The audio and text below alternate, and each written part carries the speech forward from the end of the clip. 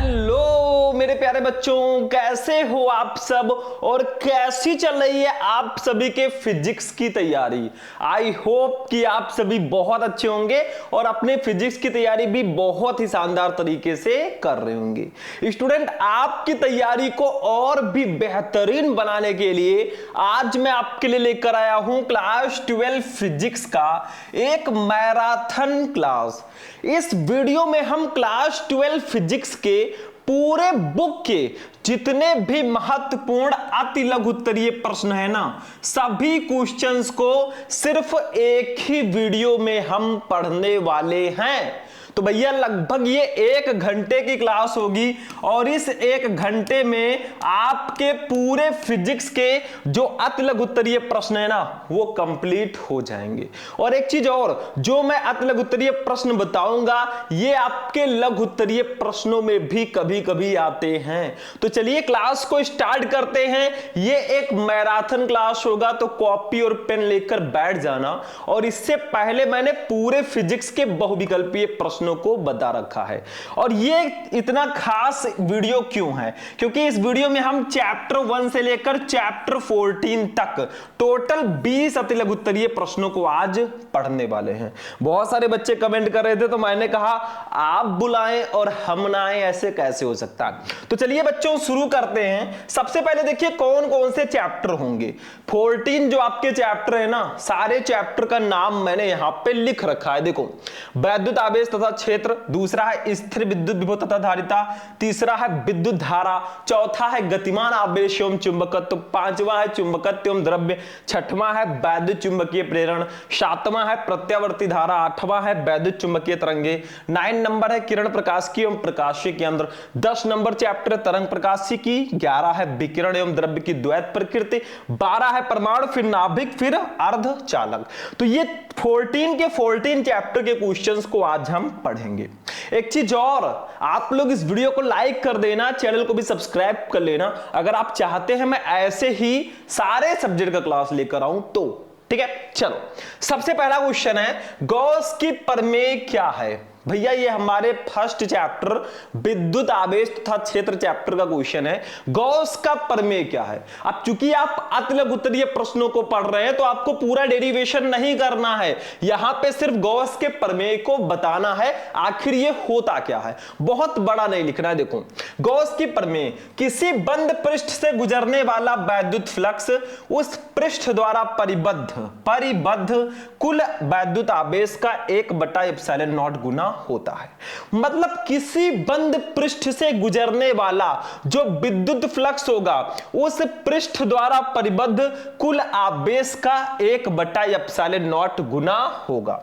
यानी कि जो विद्युत फ्लक्स हमारा होता है, बस आपको सिर्फ इतना लिखना है। देखो, विद्युत फ्लक्स जो φe होता है ना, ये किसके बराबर होगा, इसी नियम के अनुसार लिखेंगे। विद्युत फ्लक्स उस पृष्ठ द्वारा परिबद्ध कुल आवेश Q का 1/ε0 गुना होता है। यही है बेटा गॉस का प्रमेय। देखो, बहुत डीप हम नहीं जाएंगे क्योंकि चैप्टर में मैं आपको ऑलरेडी ये सब प्रूफ करवा चुका हूं। आप लोगों को मैंने पूरा चैप्टर पढ़ा रखा है। आप लोग सर्च करना विद्युत आवेश तथा क्षेत्र फुल चैप्टर शुभम लेक्चरर, आपको वीडियो मिल जाएगा। तो भैया 1 नंबर में आता है तो हम इतना ही जानेंगे, ठीक है। और इसको ऐसे भी लिख सकते हो, देखो φe हम लिख सकते हैं, φe हम लिख सकते हैं, देखो Q का 1 से गुणा होगा तो Q/ε0। ये आपका हो जाएगा बेटा गॉस का प्रमेय, ठीक है। यही गॉस का प्रमेय होता है। अब मैं बोल दे रहा हूं, आप लोग लिख लेना। देखो, φe है विद्युत फ्लक्स, Q है आवेश और ε0 है निर्वात की वैद्युतशीलता। अब इसको अगर डिटेल में समझना है तो आप पूरे चैप्टर वाला वीडियो जाकर देख लो, समझ में आ जाएगा। तो समझ में आया गॉस का प्रमेय, किसी बंद पृष्ठ से गुजरने वाला वैद्युत फ्लक्स φe उस पृष्ठ द्वारा परिबद्ध कुल आवेश Q का 1/ε0 गुना होता है। तो φe Q/ε0। अरे एक नंबर में इतना ही मिलेगा बच्चों। और कॉपी और पेन लेकर बैठना, अगर पढ़ने बैठे हो तो अपने शस्त्र को लेकर बैठना, कॉपी और पेन, ठीक है। चलो भैया, और कुछ बच्चे कहते हैं सर जी हमें नोट्स प्रोवाइड करा दीजिए, वीडियो लेक्चर्स दे दीजिए, previous year paper, model paper, सब कुछ मुझे चाहिए। तो भैया प्ले स्टोर पे जाओ, शुभम लेक्चरर ऐप डाउनलोड कर लो, वहीं पर आपको सारे नोट्स सब कुछ मिलेंगे। कोई भी प्रॉब्लम है, ये मेरा नंबर है 9918332305, ये मेरा नंबर है, इस पर आप मुझसे कांटेक्ट कर सकते हैं, व्हाट्सएप भी, कॉल भी, ठीक है। हम आपके लिए हमेशा अवेलेबल हैं। और अगर आप हमारे क्रैश कोर्स से जुड़ना चाहते हैं तो आप इसी नंबर पे कॉल करके हमसे बात कर सकते हैं। चलो बेटा दूसरा वाला क्वेश्चन देख लो, दूसरे चैप्टर का। देखो एक एक चैप्टर के लगभग एक एक क्वेश्चन मैंने लिए हैं, किसी किसी चैप्टर का 2 क्वेश्चन है, तभी तो 20 क्वेश्चन होगा। देखो दूसरा क्वेश्चन देखो, बहुत इंपॉर्टेंट है, बहुत सिंपल है। देखो संधारित्र की धारिता की परिभाषा लिखिए। What is the capacitance of a capacitor? संधारित्र की धारिता क्या होती है बेटा? बहुत सिंपल है, ध्यान से समझो। देखो किसी संधारित्र की धारिता उसकी एक प्लेट को दिए गए आवेश तथा दोनों प्लेटों के बीच उत्पन्न विभवांतर के अनुपात के बराबर होती है। बेटा संधारित्र की 2 प्लेटें होती है, एक ये हो गया, एक ये हो गया। तो किसी संधारित्र की धारिता उसकी एक प्लेट को दिए गए आवेश Q तथा दोनों प्लेटों के बीच उत्पन्न विभवांतर V के अनुपात के बराबर होती है, इसे C से प्रदर्शित करते हैं। तो C इक्वल टू फॉर्मूला क्या होगा? Q/V, ठीक है, क्योंकि दोनों के अनुपात के बराबर होती है हमारी धारिता, तो सिंपल सा तो है, ठीक है, सिंपल है। तो चलो भैया फॉर्मूला लिखते हैं। देखो इसका फॉर्मूला हो जाएगा C equal to Q/V, Q/V होगा कि नहीं होगा? बिल्कुल होगा बच्चों, C इक्वल टू Q/V हो जाएगा। देखो हमारे डेफिनेशन में ही इसका फॉर्मूला छिपा है। देखो किसी संधारित्र की धारिता C उसकी एक प्लेट को दिए गए आवेश Q तथा दोनों प्लेटों के बीच उत्पन्न विभवांतर V के अनुपात के बराबर होती है, तो C इक्वल टू Q/V। यहां पे Q है आवेश, B है विभव। अब बच्चों अगर आपसे कोई पूछे इसका मात्रक बता दो, जरा बता दो इसका मात्रक क्या होगा धारिता का, तो वो भी मैं बता देता हूं। आखिर है क्या? बिल्कुल हलवा है। देखो Q है आवेश, आवेश का मात्रक होता है कूलाम, ठीक है, प्रति V है विभव, विभव का मात्रक होता है वोल्ट, तो कूलाम प्रति वोल्ट इसका मात्रक होगा। या धारिता का मात्रक फैरड भी होता है, ये भी ध्यान रखना, फैरड, ठीक है, फैरड से भी हम इसको डिनोट करते हैं, फैरड को F से डिनोट करते हैं। एक चीज और ध्यान रखिएगा, एक माइक्रो फैरड की वैल्यू और एक पीको फैरड की वैल्यू भी आपको ध्यान में रखना है। बेटा एक माइक्रो फैरड की वैल्यू होती है 10 के पावर -6 फैरड, और एक पीको फैरड की वैल्यू होती है 10 के पावर -12 फैरड। ये याद रखना, न्यूमेरिकल में बहुत यूज होता है। आपसे कहा जाएगा 6 माइक्रो फैरड का एक संधारित्र है, तो भैया माइक्रो फैरड को फैरड में बदलना होगा ना, तो 6 × 10 के पावर -6 कर देना। मतलब 1 माइक्रो फैरड इक्वल टू 10 के पावर -6 फैरड, एक पिको फैरड इक्वल टू 10 के पावर -12 फैरड। चलो नोट करो फटाफट, एक नंबर में इतना ही मिलेगा बच्चों। चलो आगे बढ़ते हैं, नेक्स्ट वाला क्वेश्चन देख लो। नेक्स्ट वाला क्वेश्चन हमारा है तीसरा। अब ये हमारे विद्युत धारा चैप्टर का क्वेश्चन है, चैप्टर नंबर 3, और ले जाओ नंबर बिल्कुल फ्री। चलो भैया तीसरा बहुत इंपॉर्टेंट क्वेश्चन है। मैंने यहां पे सन नहीं लिखा कि किस सन में कौन सा पूछा गया है, बट ये क्वेश्चन बहुत खास है। चलो देखो, किसी चालक पदार्थ की विशिष्ट चालकता क्या है, इसका मात्रक भी लिखिए। भैया विशिष्ट चालकता क्या होता है, ये मैंने पढ़ा रखा है। विशिष्ट प्रतिरोध के व्युत्क्रम को विशिष्ट चालकता कहते हैं, एक लाइन में मैंने बता दिया। अब यहां पे समझो, विशिष्ट चालकता, एक प्यारा सा हेडिंग डालेंगे, लिखेंगे किसी चालक पदार्थ के विशिष्ट प्रतिरोध के व्युत्क्रम को उस पदार्थ की विशिष्ट चालकता कहते हैं। मतलब विशिष्ट प्रतिरोध के व्युत्क्रम को ही हम विशिष्ट चालकता बोलते हैं, इसे सिग्मा से प्रदर्शित करते हैं। तो सिग्मा इक्वल टू क्या हो जाएगा बच्चा पार्टी? सिग्मा इक्वल टू हो जाएगा 1/ρ, 1/ρ हो जाएगा सिग्मा का फॉर्मूला। अब आप कहेंगे फर्जी सिग्मा तो विशिष्ट चालकता है, ये रो क्या है? तो रो है बच्चों विशिष्ट प्रतिरोध। मैं लिख देता हूं विशिष्ट प्रतिरोध, ये हमारा रो है। ठीक है बच्चों, ये विशिष्ट प्रतिरोध है। ठीक, अब देखो, अब कुछ बच्चे कहेंगे सर जी मात्रक बता दीजिए, मजा आ जाएगा। भैया इसका मात्रक जो होता है ना, वो मैं डायरेक्टली पहले लिख देता हूं, फिर निकालना भी सिखा दूंगा। इसका मात्रक होता है ओम इनवर्स मीटर इनवर्स, या ओम इनवर्स सेंटीमीटर भी इनवर्स भी होता है, या महो मीटर इनवर्स भी होता है, महो मीटर इनवर्स। ठीक है, या मोहो सेंटीमीटर इनवर्स भी आप लिख सकते हैं। तो विशिष्ट चालकता का मात्रक होता है ओम इनवर्स मीटर इनवर्स, या ओम इनवर्स सेंटीमीटर इनवर्स भी लिख सकते हैं, थोड़ा छोटा मात्रक, फिर या महो मीटर इनवर्स। अब कुछ बच्चे कहेंगे सर जी ये आया कहां से, बता देते तो मजा आ जाता। देखो मैं बता देता हूं, इसको भी बताऊंगा, किसी को छोड़ेंगे नहीं। देखो भैया रो जो आपका, देखो मैंने बताया कि विशिष्ट प्रतिरोध के व्युत्क्रम को विशिष्ट चालकता कहते हैं। तो रो का एक फॉर्मूला होता है, रो इक्वल टू होता है हमारा आर ए अपान एल। देखो इसको लिखना नहीं है क्योंकि एक नंबर में बहुत बड़ा नहीं लिखना है। आर है प्रतिरोध का मात्रक ओम होगा।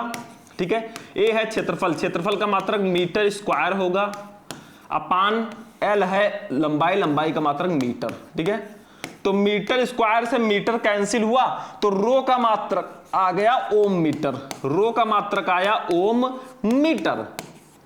अब चूंकि भैया ये जो रो है ये विशिष्ट चालकता के व्युत्क्रमानुपाती है, तो रो के जगह पर अगर हम रखें ओम मीटर तो क्या होगा, ओम मीटर को ऊपर ले जाओगे तो ओम इनवर्स मीटर इनवर्स ही तो होगा।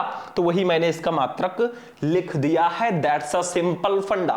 ठीक है, चलो ये भी नोट कर लोगे, जल्दी से नोट करो, फिर हम चौथा क्वेश्चन देखेंगे। अभी हमें 20 क्वेश्चन देखने हैं।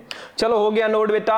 अब चलते हैं अपने नेक्स्ट क्वेश्चन पे, यानी कि क्वेश्चन नंबर 4 पे। इसको मैं इरेज करता हूं। देखिए क्वेश्चन नंबर 4 हमारा क्या है। अब देखो बच्चों, हमारा चौथा क्वेश्चन जो है ना, ये भी हमारे तीसरे चैप्टर से ही है, क्योंकि एक चैप्टर के 2 क्वेश्चन जब तक नहीं लेंगे 20 क्वेश्चन कैसे कंप्लीट होगा। देखो किरचॉफ का धारा नियम लिखिए। भैया किरचॉफ जी ने 2 नियम दिया। ठीक है, पहला नियम धारा नियम है, तो आपको एक नंबर में ये दिया जाता है, तो दिया जाता है तो हम इसको सॉल्व करेंगे। देखो किरचॉफ का धारा नियम क्या है, किसी दिष्ट धारा वैद्युत परिपथ की किसी भी संधि पर मिलने वाली समस्त धाराओं का बीजगणितीय योग 0 होता है। मतलब sigma I is equal to 0, sigma I is equal to 0।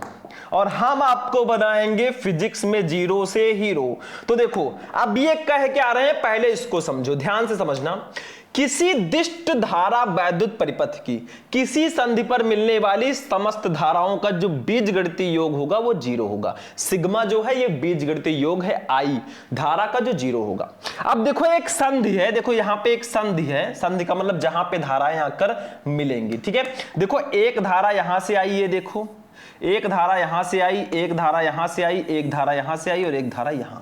अब देखो यहां पे है क्या, ध्यान से समझना। ये धारा है I1, ये धारा है I2, ये धारा है I3, ये धारा है I4 और ये धारा है I5। ठीक है, तो यहां पे पांचों धाराएं आकर एक संधि पर मिल रही हैं। संधि को भी नाम दे देंगे O, ये संधि O है। ठीक है, तो इन्होंने कहा किसी दिष्ट धारा वैद्युत परिपथ की किसी संधि पर मिलने वाली समस्त धाराओं का बीजगणितीय योग 0 होता है। तो यहां पे 5 धाराएं हैं, I1, I2, I3, I4, I5।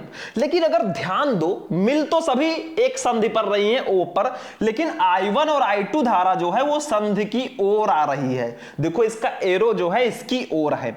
I3, I4, I5 जो है ये संधि से दूर जा रही हैं। मिल पांचों धाराएं रही हैं, लेकिन जो संधि की ओर धाराएं आएंगी ना उनको धनात्मक लेंगे, जो संधि से दूर जाएंगी उनको ऋणात्मक लेंगे। तो इसको हम ऐसे भी लिख सकते हैं बेटा, बेसिकली I1, देखो I1 plus I2 minus I3, देखो जोड़ेंगे सबको, लेकिन जब प्लस को माइनस I3 से जोड़ेंगे तो माइनस हो जाएगा। Minus I4 minus I5 equal to 0। मतलब जो धाराएं संधि की ओर आती हैं उनको हम धनात्मक लेते हैं, जो धाराएं संधि से दूर जाती हैं उनको ऋणात्मक लेते हैं। तो I1 I2 संधि की ओर आ रही है तो धनात्मक हो गया, I3 I4 I5 ऋणात्मक हो जाएगा। तो यहां पे एक फॉर्मूला निकल कर आएगा, I1 plus I2 equal to हमारा हो जाएगा I3 प्लस, देखो इस साइड में इसको ले आएंगे माइनस वाले को, I4 प्लस I5 और यही फॉर्मूला हमारा हो जाएगा।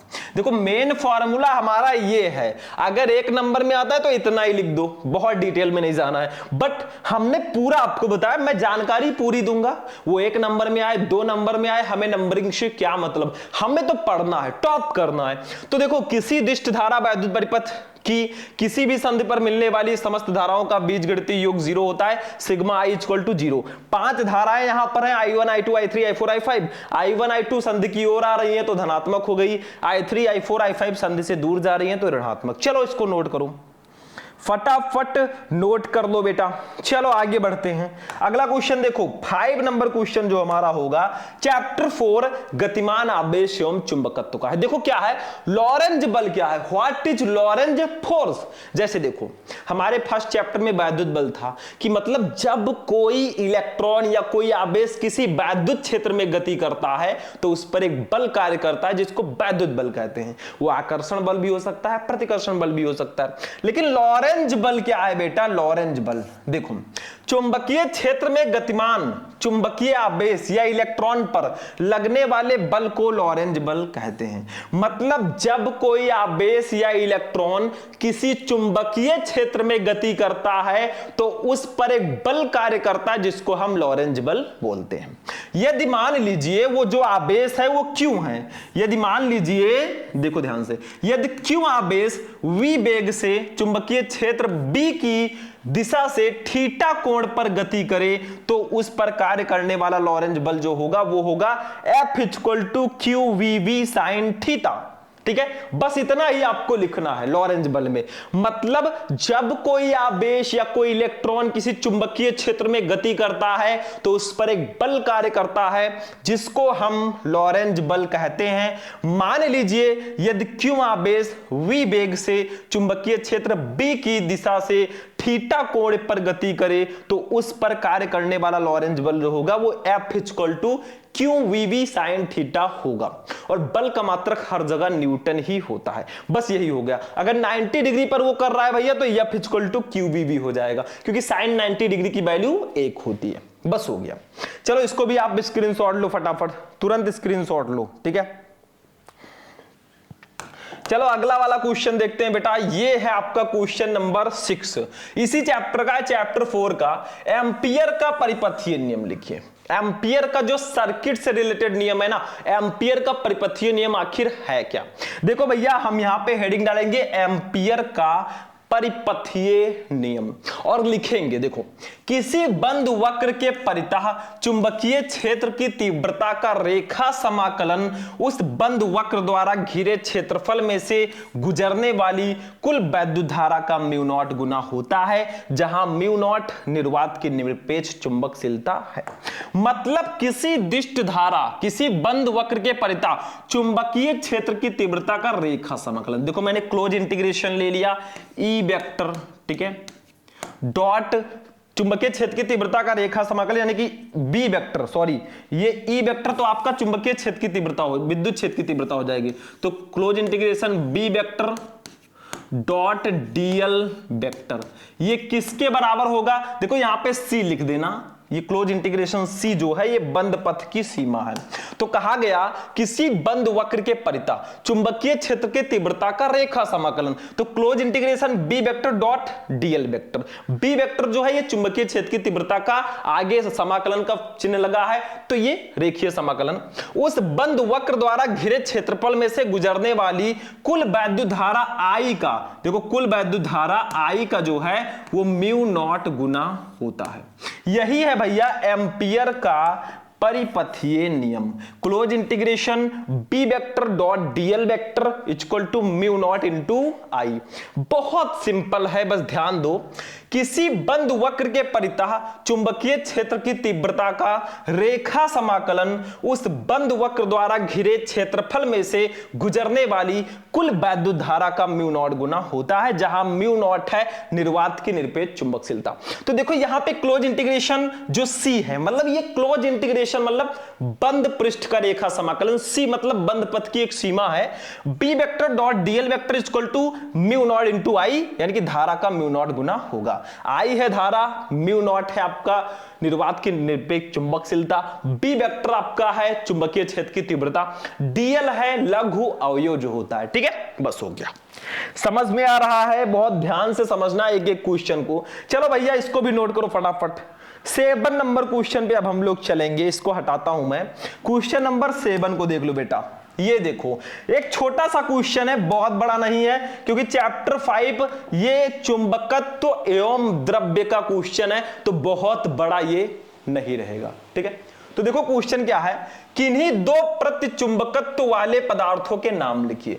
मतलब किन्हीं दो प्रतिचुंबकत्व वाले पदार्थों के नाम आपको बताना है। तो दो पदार्थ हैं, एक है बिस्मथ और दूसरा है एंटीमनी। ये दो प्रतिचुंबकत्व वाले पदार्थ हैं। तो आपका बिस्मथ तथा एंटीमनी जो है ये प्रतिचुंबकत्व वाले पदार्थ होंगे। चलो भैया क्वेश्चन नंबर 8 पे चलते हैं, 1 नंबर में ये आता है। चलो क्वेश्चन नंबर 8 देखते हैं हमारा क्या है। अब देखिए बच्चों, हमारा क्वेश्चन नंबर जो 8 है ना, ये चैप्टर नंबर 6 वैद्युत चुंबकीय प्रेरण का क्वेश्चन है। एक एक चैप्टर को हम कंप्लीट कर रहे हैं बेटा, अभी तो मापी है, मुट्ठी भर जमी हमने, अभी तो सारा आसमान बाकी। चलो 8वां क्वेश्चन, चुंबकीय फ्लक्स से आप क्या समझते हैं? भैया चुंबकीय फ्लक्स क्या होता है? What is magnetic flux? देखो जैसे मैंने आपको विद्युत फ्लक्स बताया था ना, कि विद्युत बल रेखाओं की संख्या को हम विद्युत फ्लक्स कहते हैं, वैसे चुंबकीय बल रेखाओं की संख्या को चुंबकीय फ्लक्स बोलते हैं। तो देखो चुंबकीय फ्लक्स क्या है, एक समान चुंबकीय क्षेत्र में स्थित किसी पृष्ठ से लंबवत गुजरने वाली चुंबकीय बल रेखाओं की कुल संख्या को उस पृष्ठ से बद्ध चुंबकीय फ्लक्स कहते हैं। इसे फाई से प्रदर्शित करते हैं। मान लो भैया कोई पृष्ठ है, जैसे हमने यहां पे ले लिया एक पृष्ठ, देखो ये कोई पृष्ठ है। अब इस पृष्ठ से क्या है बेटा, चुंबकीय फ्लक्स गुजर रही है, ये देखो। ठीक है, यहां से अभिलंबोत चुंबकीय फ्लक्स गुजर रही है। मान लीजिए यहां पे जो चुंबकीय क्षेत्र की तीव्रता है बेटा वो B है और इस पृष्ठ का क्षेत्रफल A है।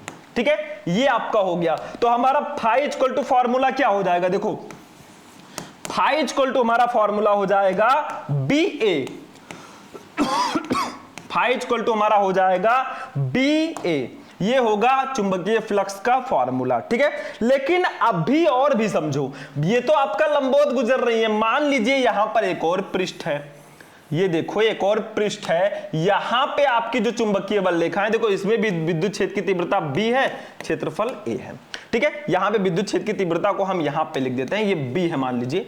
तो यहां पे मान लीजिए अगर थीटा कोण बनाकर ये रेखाएं जा रही हैं, देखो ऐसे थीटा कोण बना रही हैं, यहां पे एक थीटा एंगल बन रहा है ना, तो हमारा यही फॉर्मूला जो होगा वो हो जाएगा फाई इक्वल टू हमारा हो जाएगा बेटा BA cos थीटा। ये आपका चुंबकीय फ्लक्स का फॉर्मूला हो जाएगा दूसरा वाला। ठीक है, अब कुछ बच्चे कहेंगे सर जी मात्रक बता दीजिए। चलो मात्रक भी बता देते हैं भैया। इसका मात्रक क्या होगा, तो चुंबकीय फ्लक्स का मात्रक होता है बेटा वेबर। ठीक है, अब कुछ बच्चे कहेंगे सर जी एक इसकी विमा बता दीजिए, विमा यानी कि डायमेंशनल फार्मूला बता दीजिए, तो वो भी मैं बता देता हूं। इसकी जो विमा होगी ना वो हो जाएगी ml2, ठीक है, t के पावर -2 a के पावर -1, a के पावर -1। और राशि अगर आपसे कोई पूछेगा तो ये एक अदिश राशि है। तो यही होता है चुंबकीय फ्लक्स। अगर 1 नंबर में आता है भैया तो आप डेफिनेशन लिख दो, छोटा सा फॉर्मूला लिख दो, लेकिन हम अच्छे से आपको बताएंगे। देखो एक समान चुंबकीय क्षेत्र में स्थित किसी पृष्ठ से लंबवत गुजरने वाली चुंबकीय बल रेखाओं की कुल संख्या को उस पृष्ठ से बद्ध चुंबकीय फ्लक्स कहेंगे। ये जो हमारी रेखाएं जा रही है ना, ये चुंबकीय बल रेखाएं हैं बच्चों, इसको लिख देना ऐसे, चुंबकीय बल रेखाएं, चुंबकीय बल रेखाएं। ठीक है, तो इन्हीं की संख्या को ही हम बोलेंगे भैया चुंबकीय फ्लक्स। ठीक है, अगर ये थीटा कोण बनाकर जा रही है तो फाई इक्वल टू, देखो वैसे तो phi equal to B into ये इसका फॉर्मूला होगा। B है चुंबकीय क्षेत्र की तीव्रता, A है क्षेत्रफल। ठीक है, अगर थीटा कोण बनाकर जाएंगी तो phi equal to BA cos theta. मात्रक वेबर होगा, विमा होगी ml2 t -2 a -1, और इसका जो राशि होगा वो अदिश राशि होगा। चलो नोट करो भाई, ज्यादा टाइम वेस्ट करेंगे नहीं, नोट कर लो, फिर हम नेक्स्ट क्वेश्चन देखेंगे, ठीक है। चलो इसको मैं ऑलरेडी आपको पढ़ा भी चुका हूं। चलिए 9 नंबर क्वेश्चन देखते हैं बेटा। ये भी हमारे वैद्युत चुंबकीय प्रेरण का ही क्वेश्चन है।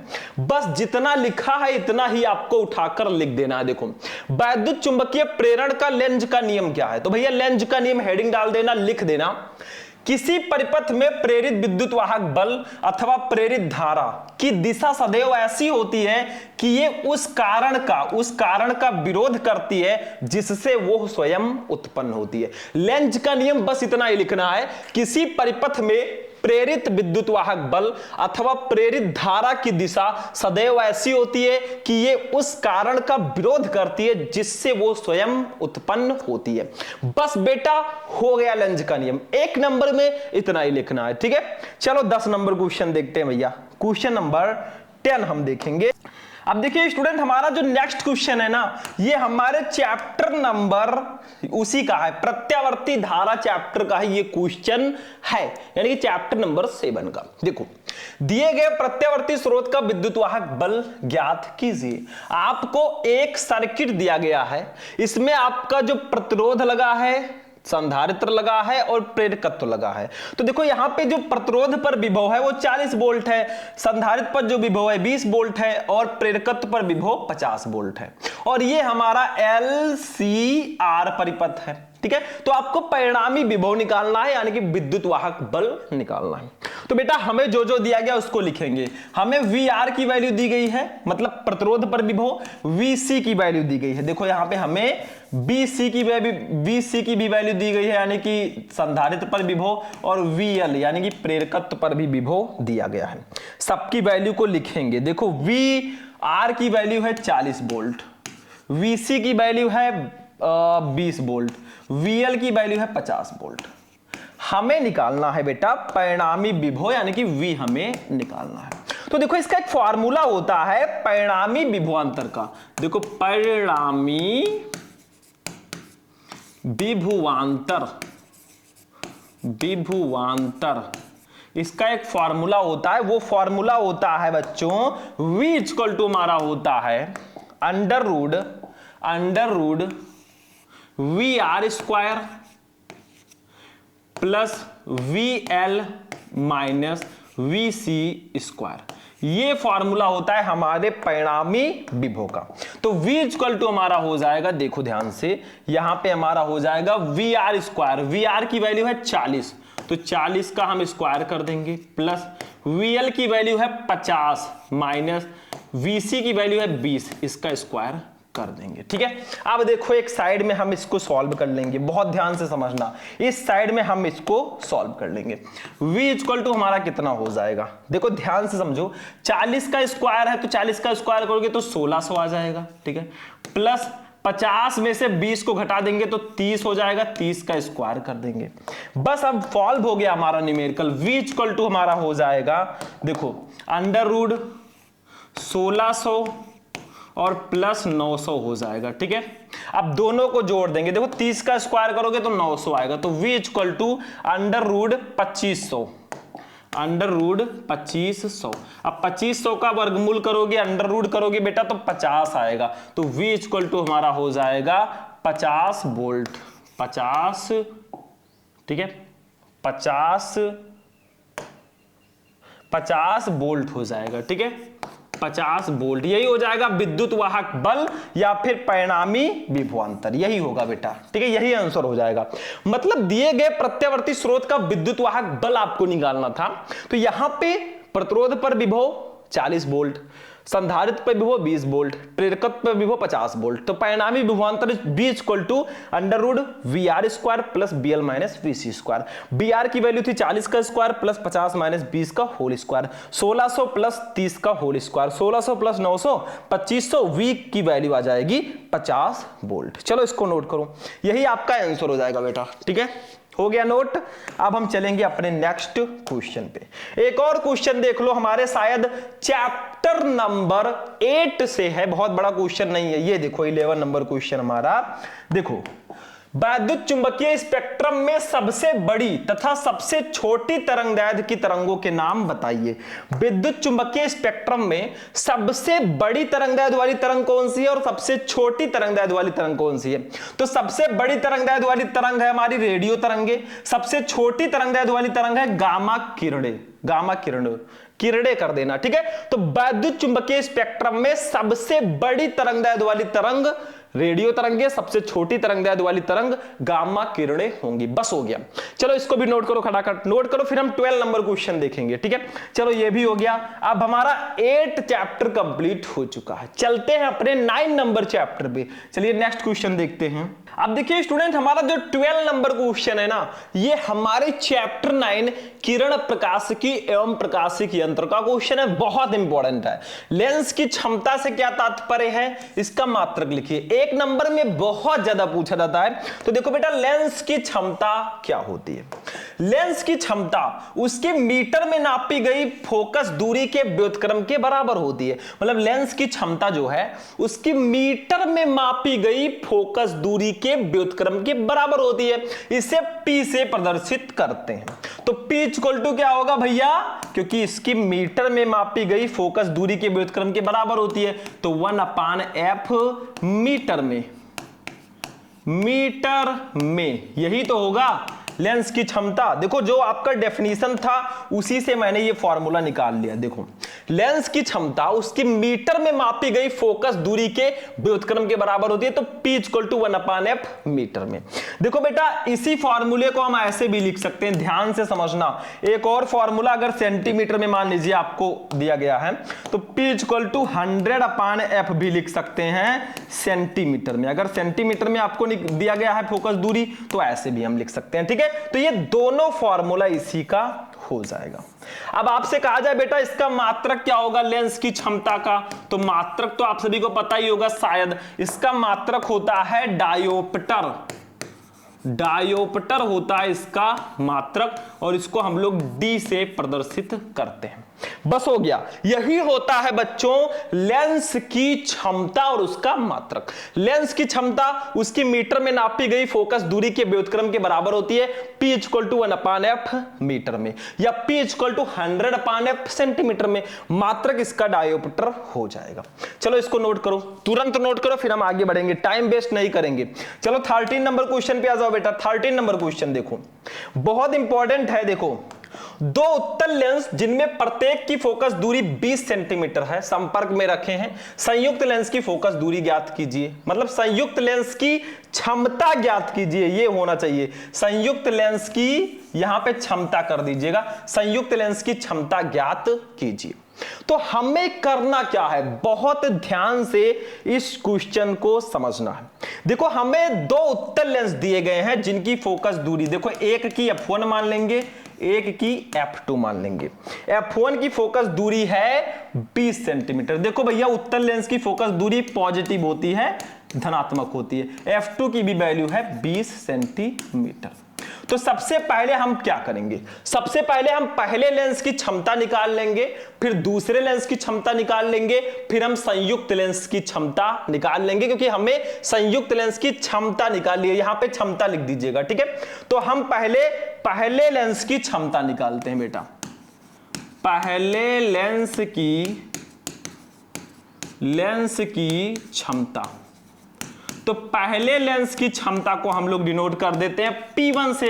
अब P1 इक्वल टू मैंने अभी आपको बताया, एक तो 1/f मीटर में होता है, एक होता है 100/f सेंटीमीटर में। तो यहां पे सेंटीमीटर में आपकी फोकस दूरी दी गई है, तो 100/f लिखेंगे सेंटीमीटर में, ठीक है, सेंटीमीटर में। ये वाला फॉर्मूला हम यहां पे अप्लाई करेंगे। तो देखो यहां पे आपका हो जाएगा 100/f1। देखो ये f1 कर देंगे यहां पे, क्योंकि पहले लेंस की क्षमता हम निकाल लेते हैं। तो f1 है तो भैया 20 सेंटीमीटर है, तो 20 हो जाएगा, 20 पंचे 100, यहां पे 5 आ जाएगा। यानी कि P1 की जो वैल्यू आ गई वो आ गई बेटा 5 डायोप्टर। कितना आया, 5 डायोप्टर, 5D, ठीक है। अब हम क्या करेंगे, बहुत ध्यान से समझो भैया, गर्मी बहुत है, ठीक है। अब निकालेंगे दूसरे लेंस की क्षमता। दूसरे लेंस की क्षमता, तो भैया फॉर्मूला तो सेम ही है, बस यहां पे P1 नहीं, यहां पे P2 कर देंगे। P2 इक्वल टू हमारा हो जाएगा, देखो ध्यान से समझो, P2 हो जाएगा 100/F2, 100/F2 हो जाएगा, तो 100/20 हो जाएगा। F2 की भी वैल्यू 20 है, तो 20 25 100, यानी कि P2 की वैल्यू भी वही आएगी, क्योंकि फोकस दूरी सेम है तो वैल्यू सेम ही आएगी। तो P2 की वैल्यू आ गई बेटा 5 डायोप्टर। ठीक है, अब संयुक्त लेंस की क्षमता हमें निकालनी है, तो यहां पे लिखेंगे संयुक्त लेंस की क्षमता। तो संयुक्त लेंस की क्षमता हमारा हो जाएगा P equal to P1 plus P2, मतलब दोनों को आपको जोड़ देना है, P1 प्लस P2। इसी फॉर्मूले से हम संयुक्त लेंस की क्षमता को निकाल लेंगे। तो P इक्वल टू हमारा हो जाएगा, देखो P1 की वैल्यू कितनी है, दोनों की वैल्यू 5 है, तो 5 + 5, यानी कि संयुक्त लेंस की क्षमता जो हमारी P आ गई वो आ गई बेटा 10 डायोप्टर, 10D, और यही हमारा फाइनल आंसर भी हो जाएगा, यही हो जाएगी संयुक्त लेंस की क्षमता। तो हमें क्या दिया गया था, दो उत्तल लेंस जिनमें प्रत्येक की फोकस दूरी 20 सेंटीमीटर थी, संपर्क में रखे हैं, संयुक्त लेंस की क्षमता ज्ञात कीजिए। तो F1 F2 20 सेंटीमीटर थी, पहले लेंस की क्षमता हमने निकाली P1 इक्वल टू 100/F1, तो P1 की वैल्यू 5 डायोप्टर आई। दूसरे लेंस की क्षमता P2 इक्वल टू 100/F2, तो P2 की वैल्यू भी 5 आई। संयुक्त लेंस की क्षमता का फॉर्मूला होता है P equal to P1 plus P2, तो दोनों को जोड़ दिया, P इक्वल टू 10 डायोप्टर आ गया। चलो इसको नोट करो, एक नंबर में बहुत पूछा जाता है, नोट कर लो, फिर अगला क्वेश्चन देखते हैं। हो गया, स्क्रीनशॉट ले लिए होंगे आप लोग। चलिए अपना 14 नंबर क्वेश्चन देखते हैं क्या है। देखो नेक्स्ट क्वेश्चन, यानी कि 14 नंबर क्वेश्चन हमारा ये रहा आपके स्क्रीन पे। अब देखिए स्टूडेंट, जो हमारा नेक्स्ट क्वेश्चन है 14 नंबर ना, ये हमारे चैप्टर 10 तरंग प्रकाशिकी का क्वेश्चन है, वेव ऑप्टिक्स। चलो जान लेते हैं भैया। अध्यारोपण का सिद्धांत लिखिए। अध्यारोपण का सिद्धांत क्या है, बस इतना ही पूछा जाता है, तो जो लिखा है वही लिख दो। देखो अध्यारोपण का सिद्धांत, एक प्यारा से हेडिंग डालेंगे और लिखेंगे, किसी माध्यम में दो अथवा दो से अधिक प्रगामी तरंगें एक साथ परंतु एक दूसरे की गति को बिना प्रभावित किए चल सकती हैं। मतलब किसी माध्यम में दो या दो से अधिक प्रगामी तरंगें एक साथ परंतु एक दूसरे की गति को बिना प्रभावित किए चल सकती हैं। अतः माध्यम के प्रत्येक कण का किसी क्षण परिणामी विस्थापन दोनों तरंगों द्वारा अलग अलग उत्पन्न विस्थापनों के सदिश योग के बराबर होता है। इस सिद्धांत को अध्यारोपण का सिद्धांत कहते हैं। मतलब क्या कह रहे हैं, बहुत सिंपल है, किसी माध्यम में दो अथवा दो से अधिक प्रगामी तरंगे एक साथ परंतु एक दूसरे की गति को बिना प्रभावित किए चल सकती हैं। अतः माध्यम के प्रत्येक कण का किसी क्षण परिणामी विस्थापन जो होगा वो दोनों तरंगों द्वारा अलग अलग उत्पन्न विस्थापनों के सदिश योग के बराबर होता है। इस सिद्धांत को अध्यारोपण का सिद्धांत बोलते हैं। चलो स्क्रीनशॉट लो फटाफट, इसमें कोई मंत्र नहीं पढ़ना है, इजी है, कर लोगे भाई। चलो नेक्स्ट क्वेश्चन देखते हैं बेटा। अगला क्वेश्चन हमारा होगा चैप्टर नंबर 11, विकिरण एवं द्रव्य की द्वैत प्रकृति से। देखो कार्य फलन को परिभाषित कीजिए, कार्य फलन की परिभाषा लिखिए। भैया कार्य फलन क्या होता है, चलो जान लेते हैं। देखो वह न्यूनतम प्रकाश ऊर्जा जो किसी धातु पृष्ठ से इलेक्ट्रॉन उत्सर्जित करने के लिए आवश्यक होती है, उस धातु का प्रकाश वैद्युत कार्यफलन कहलाता है। इसे W से व्यक्त करते हैं। देखो एक प्रोसेस आपने पढ़ा होगा या नहीं पढ़ा, अभी तो आगे पढ़ेंगे। ये कोई धातु है, इसमें क्या होंगे, बहुत सारे इलेक्ट्रॉन्स होंगे, ठीक है, बहुत सारे इलेक्ट्रॉन्स होंगे, और ये एक धातु है। तो यहां पे होता क्या है कि एक प्रकाश जो है इस धातु की सतह पर आपतित होता है, ठीक है, ये प्रकाश आया। तो यहां पे एक इस चैप्टर में टॉपिक है प्रकाश विद्युत उत्सर्जन या प्रकाश विद्युत प्रभाव। तो उसका डेफिनेशन क्या होता है, जब उचित आवृत्ति का कोई प्रकाश किसी धातु की सतह पर आपतित होता है तो उस धातु की सतह से इलेक्ट्रॉन उत्सर्जित होने लगते हैं। इन इलेक्ट्रॉनों को प्रकाश इलेक्ट्रॉन बोलते हैं और इस पूरी घटना को प्रकाश विद्युत उत्सर्जन बोलते हैं। मतलब हमने एक धातु की सतह ले ली जिसमें इलेक्ट्रॉन्स होंगे, तो जब उचित आवृत्ति का कोई प्रकाश किसी धातु की सतह पर आपतित होता है तो इस धातु की सतह से इलेक्ट्रॉन उत्सर्जित होने लगते हैं। इस इलेक्ट्रॉन को प्रकाश इलेक्ट्रॉन और इस पूरी घटना को प्रकाश विद्युत उत्सर्जन या प्रकाश विद्युत प्रभाव कहते हैं। अब इसी से रिलेटेड कार्यफलन है, देखो, वह न्यूनतम प्रकाश ऊर्जा, इस प्रकाश की वह न्यूनतम ऊर्जा जो किसी धातु पृष्ठ से इलेक्ट्रॉन उत्सर्जित कराने के लिए उत्तरदायी होता है। यानी कि इस आपतित प्रकाश की वह न्यूनतम ऊर्जा जो इस धातु से प्रकाश इलेक्ट्रॉनों को उत्सर्जित कराने के लिए आवश्यक होती है, उस धातु का प्रकाश वैद्युत कार्यफलन कहलाता है। इसे W से व्यक्त करते हैं। यहीं पे देहली आवृत्ति और देहली तरंगदैर्ध्य को भी समझ लीजिए। देखो, आपतित प्रकाश की वह अधिकतम आवृत्ति जो किसी धातु की सतह से प्रकाश इलेक्ट्रॉन का उत्सर्जन कर सके वो देहली आवृत्ति होगा। देहली तरंगदैर्ध्य क्या होगा? आपतित प्रकाश का वो अधिकतम तरंगदैर्ध्य जो किसी धातु की सतह से प्रकाश इलेक्ट्रॉन का उत्सर्जन कर सके वो देहली तरंगदैर्ध्य होगा। और कार्यफलन तो मैंने बता ही दिया, वो न्यूनतम प्रकाश ऊर्जा जो किसी धातु पृष्ठ से इलेक्ट्रॉन उत्सर्जित करने के लिए आवश्यक होती है, उस धातु का प्रकाश वैद्युत कार्यफलन कहलाता है। इसे W से डिनोट करते हैं और W इक्वल टू हमारा होता है बेटा फॉर्मूला H म्यू नॉट।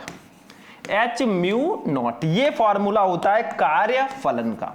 अब यहां पे W है कार्यफलन, H है प्लांक नियतांक, म्यू नॉट है देहली आवृत्ति। या इसी को देखो, चूंकि ये जो म्यू नॉट है ना देहली आवृत्ति, इसका फॉर्मूला होता है C upon lambda not. Mu not को हम C अपान लैम्डा नॉट भी लिख सकते हैं। C है प्रकाश की चाल, लैम्डा नॉट है देहली तरंगदैर्ध्य। तो अब हम क्या करेंगे, W इक्वल टू हम फॉर्मूला एक और लिख सकते हैं, वो होगा, देखो ध्यान से समझो, H म्यू नॉट की जगह पर H C upon lambda not हो जाएगा। ये आपका दूसरा फॉर्मूला हो जाएगा बेटा कार्यफलन का। ठीक है, ये आपका फॉर्मूला हो जाएगा। इसको मैं इरेज करता हूं, कोई खास है नहीं है। तो अब यहां पे कुछ चीजें मैं लिख देता हूं जो आपको जानना जरूरी है। H क्या है, म्यू नॉट क्या है, C क्या है, लैम्डा नॉट क्या है, इन सबको लिख देता हूं। H है बेटा प्लांक नियतांक, प्लांक कांस्टेंट या प्लांक नियतांक। ठीक है, म्यू नॉट क्या है, देहली आवृत्ति, देहली आवृत्ति। C क्या है बेटा, प्रकाश की चाल, जिसकी वैल्यू होती है 3 × 10⁸ मीटर प्रति सेकंड, तो ये प्रकाश की चाल है। लैम्डा नॉट क्या है बेटा, ये है देहली तरंगदैर्ध्य, देहली तरंगदैर्ध्य। ठीक है, ये होगा आपका फॉर्मूला। तो वह न्यूनतम प्रकाश ऊर्जा जो किसी धातु पृष्ठ से इलेक्ट्रॉन उत्सर्जित करने के लिए आवश्यक होता है, उस धातु का प्रकाश वैद्युत कार्यफलन कहलाता है। इसे W से डिनोट करते हैं। W equal to H mu naught, mu naught equal to C upon lambda naught होता है, तो W equal to H C upon lambda naught भी लिख सकते हैं। इससे रिलेटेड न्यूमेरिकल्स आते हैं तो इसको सॉल्व करके आप लोग जाइएगा। चलो जल्दी से सॉल्व करो।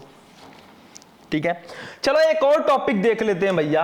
अभी मैंने आपको बताया देहली आवृत्ति क्या है, वही सेम प्रोसेस जो मैंने बताया था, अभी इसका डेफिनेशन बताया था। आपतित प्रकाश की वह न्यूनतम आवृत्ति जो किसी धातु से प्रकाश इलेक्ट्रॉनों का उत्सर्जन कर सके वो देहली आवृत्ति कहलाती है। इसे म्यू नॉट से प्रदर्शित करते हैं। अभी तो मैंने बताया था, एक धातु की सतह लिया, उस पर एक प्रकाश आपतित हुई जिससे इलेक्ट्रॉन उत्सर्जित होने लगे।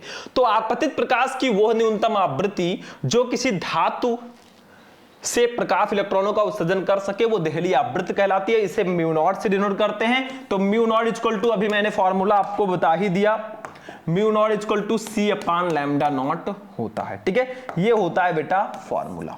यहां पे म्यू नॉट है देहली आवृत्ति, C है प्रकाश की चाल, लैम्डा नॉट है देहली तरंगदैर्ध्य। बस इतना लिख देना बेटा, ये भी हो गया आपका टॉपिक। ठीक है, चलो 17 नंबर क्वेश्चन पे चलते हैं। इसी चैप्टर का है, चैप्टर नंबर 11 का ही। डी ब्रॉगली तरंगदैर्ध्य का सूत्र लिखिए भैया। डी ब्रॉगली तरंगदैर्ध्य बहुत इंपॉर्टेंट है। देखो, डी ब्रॉगली तरंगदैर्ध्य को हम लैम्डा से डिनोट करते हैं। लैम्डा इक्वल टू होता है बेटा H upon, lambda equal to होता है H अपान MB। यही है डी ब्रॉगली तरंगदैर्ध्य का सूत्र, यही है डी ब्रॉगली तरंगदैर्ध्य का सूत्र। अब चूंकि एक चीज और समझिए, चूंकि P इक्वल टू होता है mb, यानी कि संवेग जो है वो mb के बराबर होता है। P इक्वल टू हमारा होता है mv, तो mb के जगह पर हम P भी लिख सकते हैं। क्या लिख सकते हैं बेटा?